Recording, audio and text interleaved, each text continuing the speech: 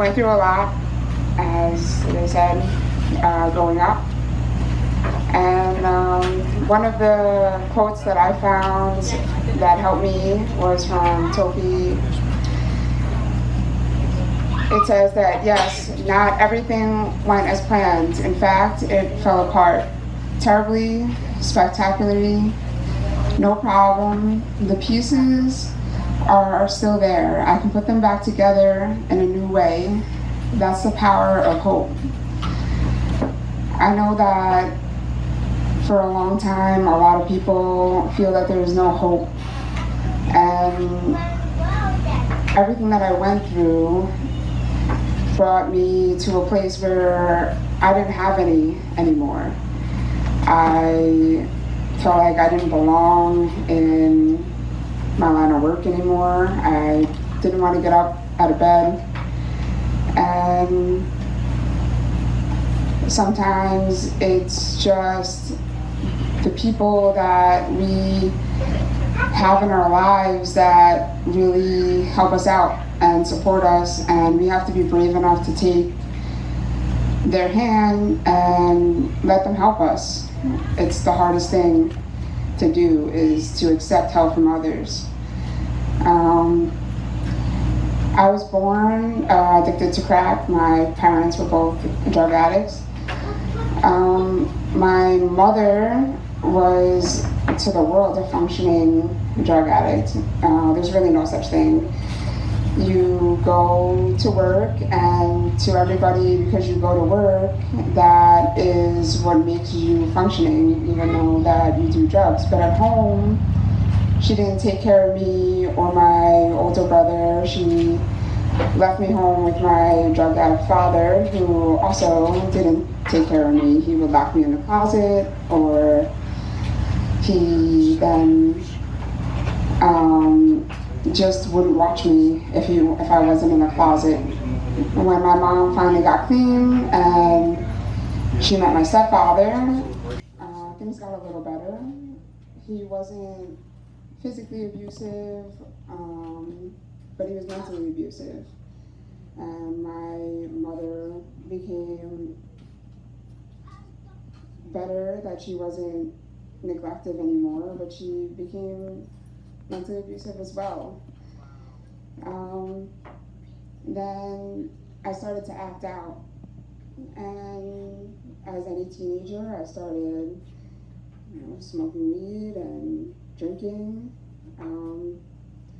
As time went on, that didn't do anything for my situation. I was walking home, and I was raped by 3 strangers at 12.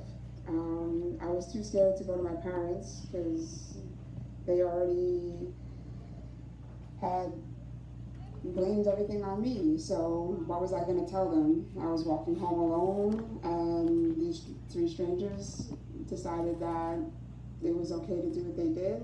So I never told anyone.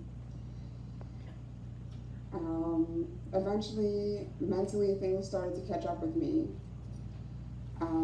When you live in an abusive past, you bring it with you to the future if you don't go to therapy. So I entered an abusive marriage. I was there for 14 years. He was sexually abusive, mentally abusive, physically abusive. And 2 years ago, I finally left. I have 2 wonderful kids from the marriage, but those 2 kids made it very hard. He had a way to use them against me. He had a way to still be in my life. And because he was still in my life, he was able to sexually assault me again. When he sexually assaulted me the last time, I went to work the next day like nothing had happened because I was scared. I was scared that if I went and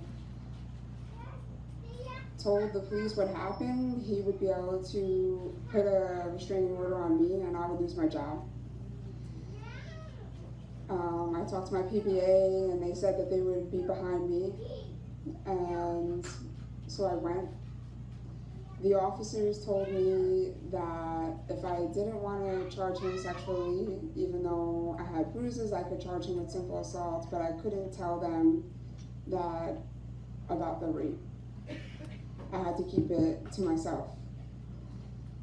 So I had just charged him with the sexual assault. A couple months later, I decided that I went for the rape kit, and I was told by the prosecutor's office that because my stories weren't the same, I couldn't charge him with the sexual assault then. So I was really down and depressed. And at that point, I didn't want to do anything anymore. And then I got an email that we had the resiliency training. And I went even though I didn't want to go. I was kind of like, oh, this is going to be stupid. And I went and I met Brad and I met Lou, and they changed my mind about being there for my fellow officers, and that I was going to be able to make a difference. And I found a place, and that's what I wanted to do. That I wanted to be there and show people that you didn't have to suffer, that you could speak about your problems even though we were police officers. We didn't have to be robots. We didn't have to hide that we were suffering. We didn't have to be afraid to come forward with the things that happened to us just because we wore a badge. We still could reach out and get the help that we needed. So I decided that I was going to speak about what happened to me. So thank you for listening to my story, and I just want to show people that there's always hope, and as long as you reach out and grab that hand, that's what matters. Thank you.